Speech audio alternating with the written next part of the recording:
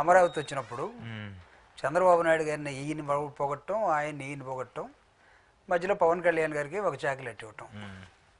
So కాబట్టి రెండు వైపుల నుంచి ఆయన్ని మనం ప్రేమించాల్సిందే. అయితే మీరు అన్నట్టుగా అమరావతి రైతులు, అమరావతి రాజధాని, ప్రభుత్వం చేస్తున్నటువంటి అనేకమైన అంశాల మీద భిన్నాభిప్రాయాలు వ్యక్తం అవుతున్నట్టు మాట మాత్రం వాస్తవం. కారణం ఏంటంటే మాట మీద, ఇచ్చినటువంటి ప్రణాళిక మీద, మేనిఫెస్టో మీద నిలబడలేనటువంటి కూటమి ప్రభుత్వం. నాకు తెలిసి అమరావతి ఎక్కడిదాకా కడతారో, ఎక్కడిదాకా తీసుకెళ్తారో తెలియదు, కానీ అక్కడున్న రైతులను మాత్రం బుడమేర లేకుండానే ముంచేస్తారు వీళ్ళు. అవునా? ఎందుకని? ఎందుకంటే వాళ్ళకి చేసినటువంటి ప్రామిసెస్ కానీ, వాళ్ళ మధ్య జరిగినట్టు సిఆర్డిఏ, రైతుల మధ్య, ప్రభుత్వం మధ్య జరిగినటువంటి అగ్రిమెంట్స్ కానీ, ఇవన్నీ చూసినప్పుడు ఏది కూడా ఫుల్ఫిల్ చేయకుండా ఒక ప్రపంచ స్థాయి రాజధాని అంటే దీన్ని మనం ఎలా చూడాలంటే, నాకైతే అప్పుడప్పుడు ఆశ్చర్యం. ప్రపంచ స్థాయి రాజధాని ఏంటి? అది ఎక్కడ ఉండాలా? యూరోపియన్ కంట్రీస్లో ఉంటుందా, అమెరికాలో ఉంటుందా, చైనాలో ఉంటుందా, లేకపోతే 13 జిల్లాల ఆంధ్రప్రదేశ్లో ఉంటుందా? ప్రపంచ జనాభా ఎంత, ఆంధ్రప్రదేశ్ జనాభా ఎంత? అంటే ప్రపంచ స్థాయిని నువ్వు ఒక ఎడారి లాంటి ప్రాంతంలో తీసుకెళ్ళి పక్కన మంచి భూమి, పంటలు పండే భూమి, అంటే పంటలు లేకపోతే ఏమవుతుంది? పంటలు లేకపోతే ఎడారిగానే మారుతుంది అనుకోండి. ఇప్పుడు నువ్వు మీకు ఫెర్టైల్ 10 ఏళ్ల నుంచి లేదు కాబట్టి అంటే ఎడారని అంటావు. నా ఉద్దేశం ఏంటంటే ఎడారని కాదు, నువ్వు ఒక 3 క్రాప్స్ వచ్చే ఏరియాని, ఫెర్టైల్ సాయిల్ని, సారవంతమైన భూమిని నువ్వు వ్యవసాయానికి యోగ్యత లేకుండా చేసి దాన్ని ఏం చేశారంటే అలా పండబెట్టేశారు. ఒక 53,000 ఎకరాలు అనుకున్నారు. అది చాలదన్నట్టు ఇప్పుడు ఇంకొక 45,000 ఎకరాలకు వెళ్తున్నారు. అంటే రైతులను ఒప్పించామని చెప్తా ఉన్నారు. రైతులు నిజంగా ఒప్పించారా లేదా, లేకపోతే చప్పట్లు కొట్టారా, లేకపోతే వాళ్ళకేమి ఇస్తామన్నారు? మీరు అడిగినటువంటి అంశం, ఒకవైపునేమో వైజాగ్లో ఒక ఎకరా దాదాపు అక్కడ 50 కోట్లు 60 కోట్లు ఉండే దగ్గర వాళ్ళు 99 పైసలకు ఇచ్చేసారు. అంటే 3,000 కోట్ల చేసి ఖరీదున్న ల్యాండ్ని 99 పైసలకి ఎకరా లెక్కన ఇచ్చేసావు. ఇక్కడికి వచ్చేసరికి అమరావతిలో 20 కోట్లు ఉంటే కానీ ఎకరాన్ని నేను అమ్మనంటున్నావు. ఆర్మీ పీపుల్ అడిగినా సరే వాళ్ళకి మినిమం 1 కోటి ఇవ్వాలి అని చెప్తున్నావు. ఆర్మీకి జనరల్గా అందరూ ఫ్రీగా ఇస్తారు అక్కడ, వాళ్ళు కట్టుకోవాలంటే ఏదన్నా సరే. కానీ అక్కడ కూడా రేటు పెట్టాం. కానీ అక్కడున్న వాళ్ళకి టాటా వాళ్ళ పేరుతోటో, లూలు వాళ్ళ పేరుతోటో, లేకపోతే ఇంకో బిజినెస్ వాళ్ళ పేరుతోటో ఎకరా 95 పైసలు, 99 పైసలు. ఇది బాటా రేటు కూడా కాదు. బాటా షూ కొంటే, చెప్పులు కొంటే 99 రూపాయలు ఇట్లా ఉంటాయి. ఈ 99 పైసలకి ఆ కంపెనీ ఉందో లేదో తెలియదు, దాని ప్రొడక్షన్ ఏంటో తెలియదు, అది ఎంతకాలం నుంచి లైవ్లో ఉందో తెలియదు, దాని ఎంప్లాయీస్ ఎక్కడ, దాని అడ్రస్ ఎక్కడ, దాని ఓనర్స్ ఎవరు, ఇవన్నీ తెలుసుకోకుండా, ప్రజల్ని లెక్క చేయకుండా, ప్రభుత్వాన్ని లెక్క చేయకుండా, ఎవడేం చేస్తే నాకెందుకు అన్నట్టుగా కూటమి ప్రభుత్వం, ఒకే పార్టీ ప్రభుత్వం అయితే ఎవరు లెక్క చేయకుండా చేశాను. కూటమిలో ఇంకోటి ప్రశ్నించాలి కదా. ఇప్పుడు ప్రశ్నించడానికి వచ్చినటువంటి పవన్ కళ్యాణ్ గారు కూడా 99 వయసులకి ఇవ్వమన్నాడు, లేకపోతే నాకు అది అర్థం కాలేదు. బీజేపీ వాళ్ళు ఏమనలేదు. సో మోడీ గారు వచ్చేసి ఇక్కడ రైతులకు రెండోసారి పునాది. జనరల్గా మనం దేనికైనా ఇనాగ్రేషన్ చేయాలంటే ఒకసారి చేసి అది ఎక్కువ కాలం పెండింగ్లు ఉంటే సిగ్గుపడతాం. అసలు సిగ్గు అలాంటివి మనకి ఏమీ లేవు.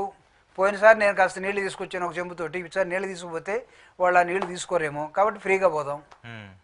పోయినసారి మట్టి తీసుకొచ్చాం, ఆ మట్టి ఆంధ్రప్రదేశ్ నుంచి మొత్తం తెప్పించారు కాబట్టి నా మట్టి కూడా దానిలో ఉంది. ఇప్పుడు వాళ్ళు తెప్పించట్లేదు, నేనే తీసుకురావాలి, మళ్ళీ మట్టి కూడా వేస్ట్ అనుకున్నాడేమో. వచ్చాడు చంద్రబాబు నాయుడు గారు మాట్లాడటమే మోడీ ఒక మిజైల్ లాంటి వాడు అన్నాడు. టెక్నాలజీలో మోడీ ఈజ్ ఏ మిజైల్ అంట. అంటే ఈయనేం చదువుకున్నాడో ఆయన ఏం చదువుకున్నాడో మాకైతే తెలీదు. మోడీ గారిని 2019లో చంద్రబాబు నాయుడు గారు అసలు నువ్వేం చదువుకున్నావు, నీ డిగ్రీ ఎక్కడ ఉందో తెమ్మన్నాడు. ఆ టైంలో ఎలక్షన్స్ టైంలో తీసుకురా, అసలు నువ్వు ఎవరు చదువుకున్నావు, నువ్వు ఉంటే సర్టిఫికేట్ పట్టరా అన్నాడు. ఇప్పుడేమో అసలు మిజైల్ టెక్నాలజీ అని అంటున్నాడు. ప్రపంచవ్యాప్తంగా ఆయన మోడీ మిజైల్ టెక్నాలజీ అయిపోయాడంట. చంద్రబాబు నాయుడు గారు ఏ టెక్నాలజీ మాకైతే తెలియదు. ఆయన మిజైల్ టెక్నాలజీ మన దగ్గరికి వచ్చాడు, భావోద్యోగాల మధ్య మన దగ్గరికి వచ్చాడు. ఆయన భావోద్యోగాలు ఏమి లేవు. అక్కడికి వచ్చినప్పుడు చాలా ఫ్రీగా నవ్వుతూ మాట్లాడుతున్నాడు. పవన్ కళ్యాణ్ మా సోదరుడు అన్నాడు, బాయ్ ఇది రావు అన్నాడు. ఒక చాక్లెట్ తీసి పిల్లోడికి ఇచ్చినట్టు ఇచ్చాడు. ఇతను చంద్రబాబు నాయుడు నన్ను పొగుడుతున్నాడు, కానీ నేను గుజరాత్ ముఖ్యమంత్రికి ఉన్నప్పుడే ఇతను హైదరాబాద్లో అన్నీ కట్టేశాడు, టెక్నాలజీ తెచ్చాడు, ఇతను చాలా గొప్పవాడు అన్నట్టుగా. ఎవడు అవసరం ఎక్కడ ఉందో ఎవరికి అర్థం కాల. సో సరే అయిపోయింది. కానీ నువ్వు ల్యాండ్ ఇష్యూ వచ్చేసరికి when it comes to the Amaravati issue, అమరావతిలో నువ్వు ప్రపంచ స్థాయి రాజధానిని కట్టాలనుకున్నప్పుడు అవన్నీ ప్రధానమంత్రి ద్వారా నువ్వు శంకుస్థాపన చేయించేటప్పుడు అక్కడ ప్రజలు ఉంటారు, మనం కొంతకాలం వాళ్ళతోటి ఉండాలి, రైతులు ఉంటారు. జగన్మోహన్ రెడ్డి గారు అంతకుముందు ఇక్కడ పరిపాలించినప్పుడు దాదాపు 99,000 ఎకరాల భూమిని 50,000 మందికి 50,794 మందికి పట్టాలు ఇచ్చాడు పేదలకి ఆ ప్రాంతంలో 56 జోన్ అని చెప్పేసి ఒకటి అది సంథింగ్ లైక్ ఆ జోన్ ఒకటి ఏర్పాటు చేసి అక్కడ ఇచ్చాడు. ఆ ఇస్తే చంద్రబాబు నాయుడు గారు రావడంతో ఆ పట్టాలని క్యాన్సిల్ చేశాడు, ఆ జోన్ క్యాన్సిల్ అయిపోయింది. దానికన్నా ముందే ఇచ్చేటప్పుడే అసలు ఈ రాజధాని ప్రాంతంలో పేదవాడు ఉండటానికి వీల్లేదు. రాజధాని అంటే ఎవడు? అందరూ. ఇప్పుడు హైదరాబాద్ ఉంది సార్, ఫర్ ఎగ్జాంపుల్ హైదరాబాద్లో నీకు ఫైనాన్షియల్ సిటీ కొత్తగా వచ్చింది, డెవలప్ అయింది. హైదరాబాద్ సిటీ సెక్రటరియట్ ఉంది, సెక్రటరియట్ పక్కన చింతలు వేస్తేనే ఒక బస్తీ ఉంటుంది. ఉన్నాయి కదా, జూబ్లీస్ పక్కన స్లమ్ ఏరియా లేదా? ఉంది కదా. అసెంబ్లీ పక్కన స్లమ్ లేదా? ఉంది. అంటే నువ్వు అసలు ఈ పేదవాడు, స్లమ్ము లేదా మురికి బట్టలు, మురికి వాసన ఇవి అమరావతిలో ఉండకూడదట. జగన్మోహన్ రెడ్డి గారు ఇస్తే పేదవాళ్ళకి డెమోగ్రఫీ దెబ్బతింటుందని కోర్టులకు వేసేసారు.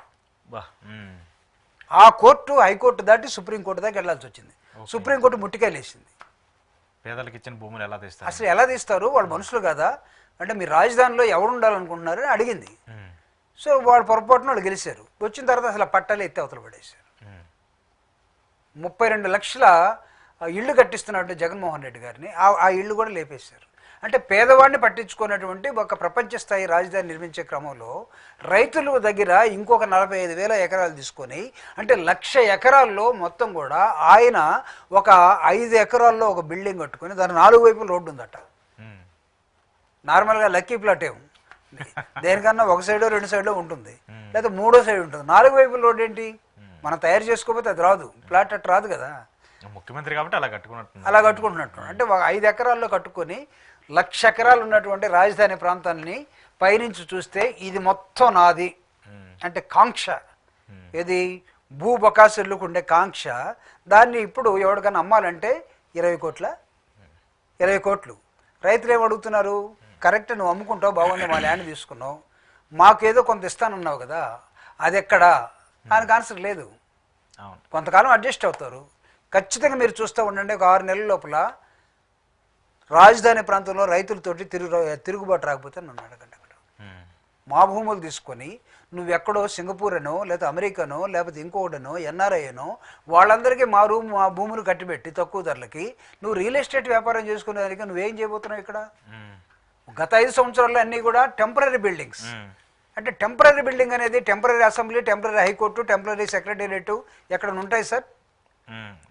అంటే అప్పుడు కేంద్ర ప్రభుత్వం ఇచ్చింది ఆ నిధులతో, మరి ఆయన టెంపరీ కట్టారు, మళ్ళీ ఇప్పుడు కొత్తగా కడతామని చెప్పేసి మన మోదీ చేత శంకుస్థాపన చేశారు. అంటే రేపు శంకుస్థాపన చేశారు.